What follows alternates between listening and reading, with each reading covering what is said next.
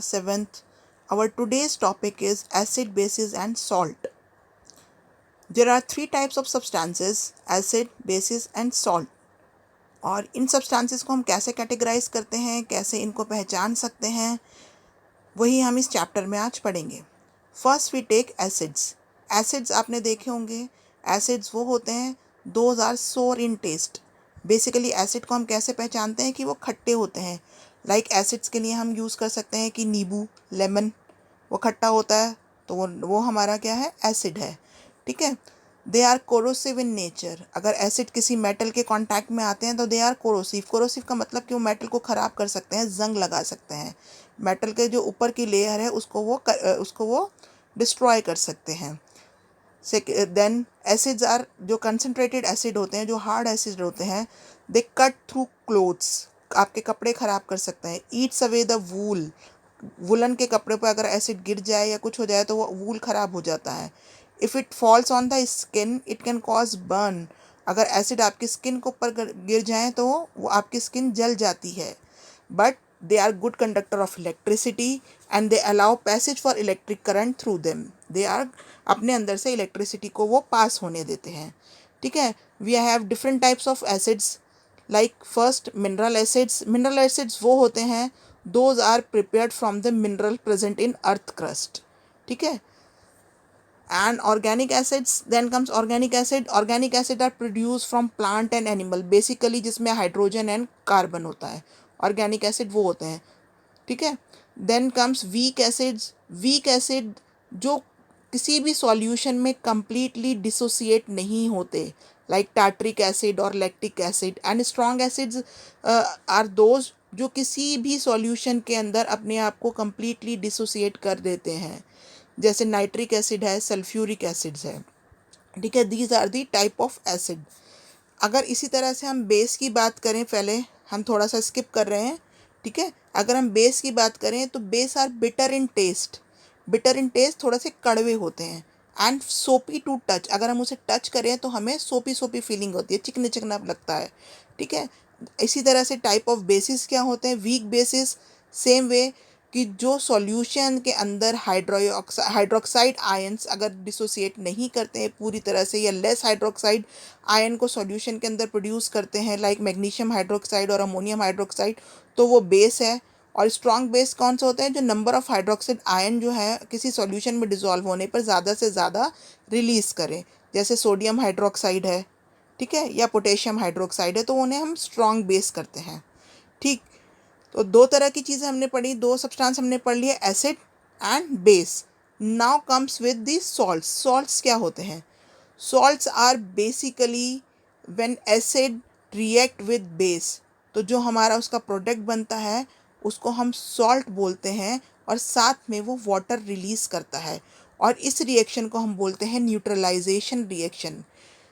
It is a reaction between, neutralisation reaction क्या हुआ, it is a reaction between an acid and a base which result in formation of water and salt. आपको example दे रखा है, जैसे HCl है, hydrochloric acid है, वो एक एसिड है। एंड NaOH जो हमें दे रखा है, सोडियम हाइड्रोक्साइड, वो एक बेस है। अगर ये दोनों रिएक्ट करते हैं तो हमारे पास सॉल्ट मिलता है, NaCl, सोडियम क्लोराइड, जो हमारा खाने वाला नमक होता है उसे हम बोलते हैं, and plus water.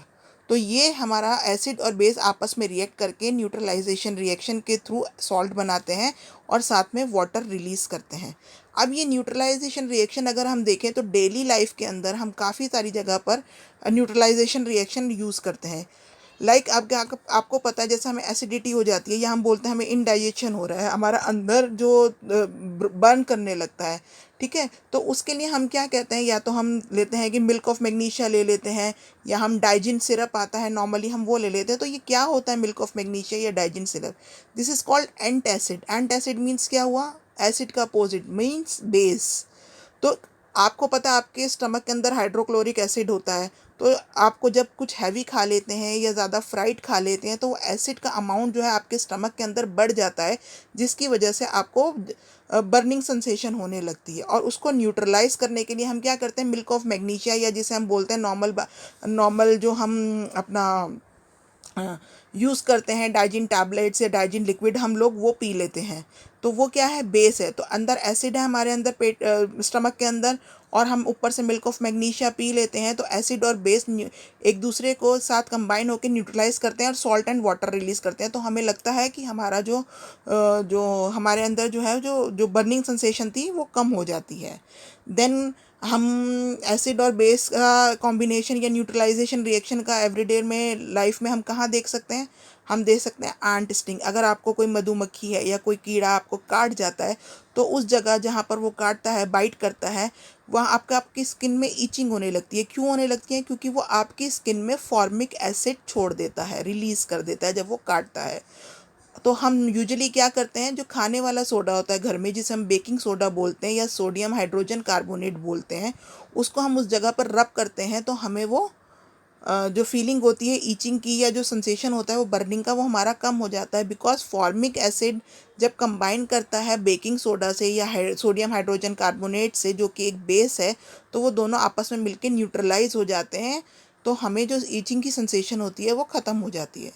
Same way हम न्यूट्रलाइजेशन रिएक्शन सॉइल ट्रीटमेंट में भी यूज़ करते हैं। जब सॉइल हमारा ज़्यादा एसिडिक या ज़्यादा बेसिक हो जाता है ये, तो हम उसके अंदर अगर एसिड हो जाता है तो बेस डाल देते हैं, अगर बेसिक होता है ज़्यादा तो एसिडिक डाल देते हैं। लाइक अगर एसिडिक हो जाता है तो क्विक लाइम, जो कि एक बेस है जिसे हम कैल्शियम ऑक्साइड बोलते हैं, या स्लेट लाइम जैसे कैल्शियम हाइड्रोक्साइड है, वो मिक्स कर देते हैं सॉइल के अंदर, जिससे सॉइल का पीएच जो है वो बैलेंस हो जाता है, और वो क्रॉप्स के लिए हमारे नुकसान मतलब हार्मफुल नहीं होता।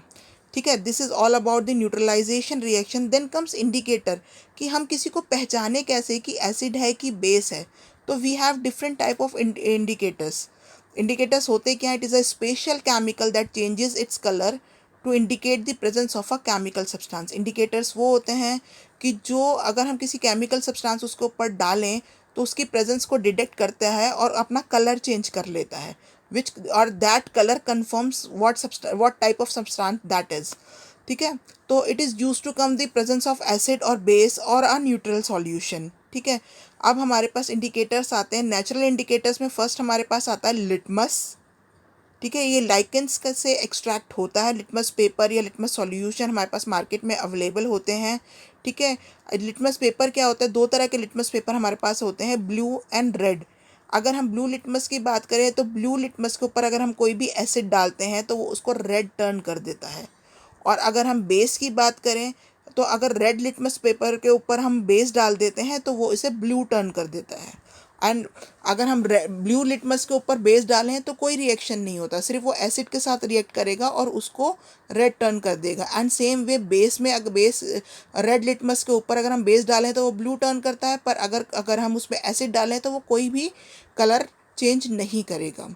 देन नेचुरल इंडिकेटर्स में हमारे पास टर्मरिक, हल्दी, जो हमारे किचन में मौजूद होती है, मिलती है, वो that is also a good indicators. It remains yellow in neutral and acidic. अगर मैं सॉल्ट डालूँ या एसिड डालूँ तो वो न्यूट्रल, वो उसका कलर चेंज नहीं होता, वो येलो ही रहता है। पर एल्कलाइन सॉल्यूशन में या बेस के साथ वो रेड टर्न हो जाता है। ठीक है बेटा। Next come China rose. China rose जिसे गुड़हल का फ्लावर भी बोलते हैं, अगर आपने सुना हो, रेड कलर का होता है और लंबी सी स्ट्रिंग उसके अंदर से बाहर निकली हुई होती है। ठीक है, that is called China rose. तो वो it turns acidic solution to dark pink. अगर एसिड सॉल्यूशन डालते हैं तो उसको वो डार्क पिंक में कन्वर्ट कर देता है, और अगर बेसिक सॉल्यूशन डालेंगे तो वो उसे ग्रीन कर देता है। देन रेड कैबिज, अगर आपने देखी हो, कैबिज पत्ता गोभी जो होती है, तो आर्टिफिशियल ऑर्नामेंटल वेजिटेबल है रेड कैबिज। तो रेड कैबिज जो होती है वो एसिडिक सॉल्यूशन को रेड कर देती है एंड बेसिक सॉल्यूशन को ब्लू कर देती है। बाकी ये तो ये नेचुरल इंडिकेटर्स। हमारे पास केमिकल्स भी होते हैं इंडिकेटर्स के लिए, लाइक मिथाइल ऑरेंज और फिनोप्थलीन। मिथाइल ऑरेंज की क्या क्वालिटी है? It gives pinkish red colour to acidic solution and yellow colour with bases. And phenolphthalein क्या करती है? It is an acid base indicator. It is colourless in acidic solution. Colour नहीं होगा इसका अगर एसिड की सॉल्यूशन में डालेंगे, और अगर बेसिक सॉल्यूशन या एल्कली सॉल्यूशन में डालेंगे तो it turns that solution blue. Getting? Though this is all, and with this we end our chapter. Thank you very much.